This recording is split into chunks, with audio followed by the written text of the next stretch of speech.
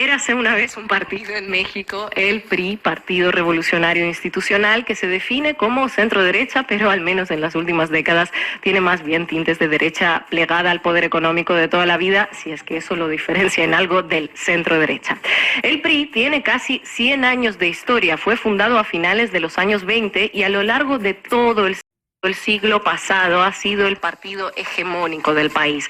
Han gobernado México desde la década de los 30 hasta el año 2000.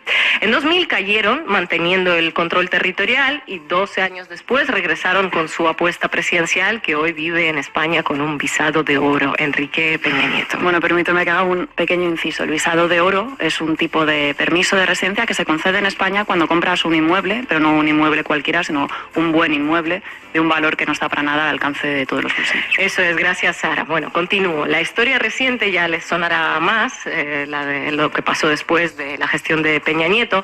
La única fuerza que le disputó el poder al PRI ha sido el Partido de Acción Nacional, PAN, Partido Conservador de derecha, que trajo a México a gobernadores que también todos conocerán, Vicente Fox y Felipe Calderón. Bueno, para que nos hagamos una idea de lo que es el PAN, deciros que algunos legisladores de este partido firmaron hace 2 años la Carta de Madrid, propuesta por Santiago Abascal para luchar contra el comunismo, en lo que ellos bautizaron como la iberosfera. Exactamente, pero en resumidas cuentas, PRI y PAN han sido aquellos partidos que han ido peleando a lo largo de décadas por servirle al poder económico del país. Bueno, el caso es que a estas elecciones de 2024 llegan ya no con muletas, sino directamente en una cama de cuidados intensivos.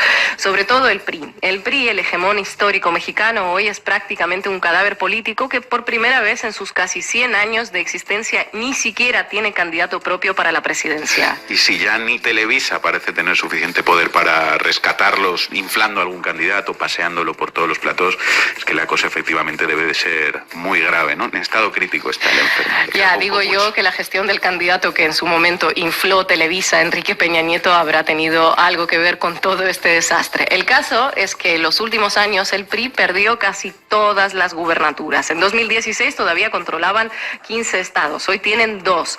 En junio perdieron frente a Morena su bastión histórico, que ha sido el Estado de México. En 3 años, según el Instituto Nacional Electoral, casi 5 millones de militantes abandonaron las filas del PRI. Estamos hablando de más del 70% de su militancia. Bueno, ha quedado claro, no sigas, que hasta duele ya la cosa. Entre crisis de identidad, de liderazgo, salpicado por escándalos de corrupción, el partido está en vías de desaparición. Qué bonito sería que pasara esto en otras latitudes, pero no es el caso. En otros sitios los votan hasta más que al resto. Bueno, pues explica entonces qué es la oposición mexicana de hoy, que le va a disputar la presidencia a Claudia Sheinbaum el año que viene. Háblanos de esto.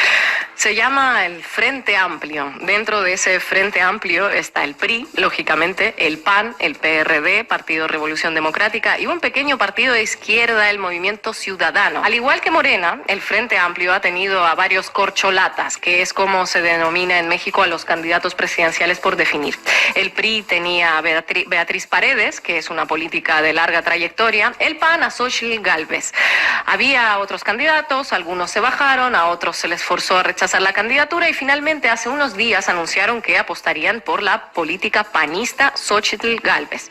El proceso de esa elección, como ya adelantó Alina, tuvo muchas críticas acerca de su transparencia, muchas denuncias. El propio López Obrador decía que la candidata de la oposición estaba decidida de antemano por poderes superiores a los partidos y que la consulta a la militancia sería una pantomima. Desde hace años, puesto que el PRI está como está, varios analistas decían claramente que el PAN tenía mayores posibilidades de llegar al gobierno que el PRI si escondiera un poquito esa patita suya que hace buenas migas con partidos como Vox e incorporara algún que otro rasgo de socialdemocracia más amable. Así que, bueno, se esperaba que el PRI se plegase al PAN básicamente para sobrevivir como partido. En los últimos meses, dentro del Frente Amplio, la candidatura de la priista Beatriz Paredes empezó a crecer bastante hasta acercarse peligrosamente en las consultas a la panista Xochitl Gálvez. Parecía que tuviese una chance real de disputarle la candidatura a Gálvez hasta que, ojito aquí, el dirigente del PRI, Alejandro Moreno, abandona a la candidata de su propio partido y adelanta su apoyo a Gálvez. López. Aquí hay elementos telenovelescos, claramente, ¿no? De hecho, el propio Alito Moreno, así le llaman, es un personaje telenovelesco. Dijo el compañero documentalista Temores Greco en un diálogo que mantuvimos con él en Macondo, que Alito Moreno es uno de los personajes más sucios de la política mexicana, que ya por sí sola se mueve en aguas muy, muy turbias. El liderazgo de Alito Moreno es señalado como una de las causas de la agonía que padece el PRI. El dirigente de Morena, Mario Delgado, se refería así al papel de Alito Moreno dentro del PRI y su aporte, aunque involuntario, a la Cuarta Transformación. No deberían desesperarse los priistas, deberían darle un poco más de tiempo a Alito Moreno para que acabe de destruir al PRI. Entonces Alito ha contribuido mucho al crecimiento de nuestro movimiento. Por eso me parece injusto que lo maltraten como lo maltrataron el día de ayer. Pero este partido no ha entendido qué es lo que está pasando. Me parece que su grave error fue ser cómplice de la derecha. Y siguen ahí, siguen fomentando su alianza, están ellos muy contentos, sabiendo además que ya entregaron la candidatura presidencial al PAN, lo cual va a acabar de enterrar a lo que queda del prismo. Fíjense, están gobernando a 4.9 millones de personas, menos de la mitad de los adultos mayores pensionados que tenemos en el país. Es decir, el prismo ya es un grupo tan pequeño. Estos son las personas que gobiernan, no necesariamente son los priistas. Pero los priistas ya son un grupo tan pequeño que prácticamente, en lugar de ser un partido político, pues ya son un grupo vulnerable de la población.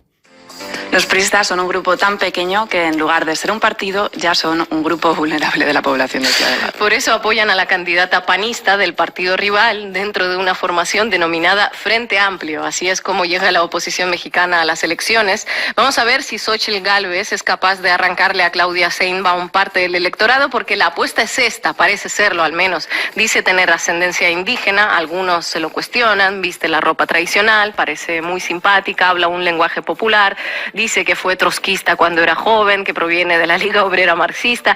Y para más INRI, es mujer y representa al Frente Amplio, no eso de lo que todos ustedes piensan. Una apuesta de la oposición que solo demuestra hasta qué punto cambió la Cuarta Transformación la realidad política y la sociedad mexicana. De repente, el PRI y el PAN son de izquierdas y su candidata a la presidencia es una mujer trotskista. Se ve que es la única forma de arrancarle algún voto a Morena, aunque no nos cabe la más mínima duda de que tendrán medios que pondrán toda la fuerza por su parte para empujar la balanza hacia el lado del buen votar. Veremos qué pasa y con qué nos sorprende. Muchas gracias, Ina. Es la candidata de Salinas, es la candidata de Fox, es la candidata de Claudio X González y de otros traficantes de influencia. Es la candidata de los que quieren regresar por sus fueros, porque quieren seguir saqueando al país.